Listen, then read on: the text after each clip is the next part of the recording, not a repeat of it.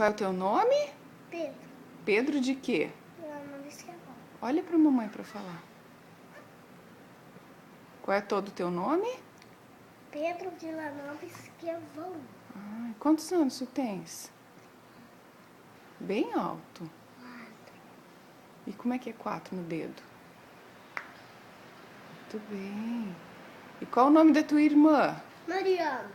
E quantos anos a Mariana tem? 2. Como é que é?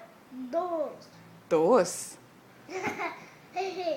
2. 2, muito bem. E o nome dos teus irmãos?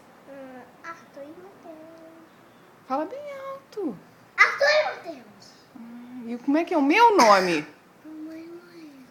Bem alto. Mamãe morreu. E o nome do papai? Morreu. Bem direitinho.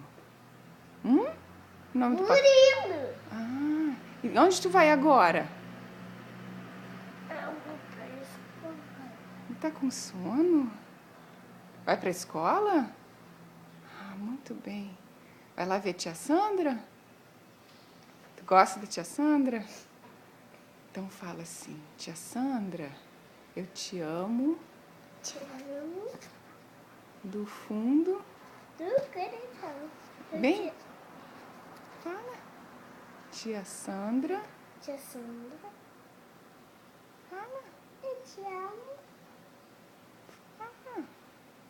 do fundo do coração. Que coisa feia falar igual bebê. Fala direitinho. Dá. Fala direitinho.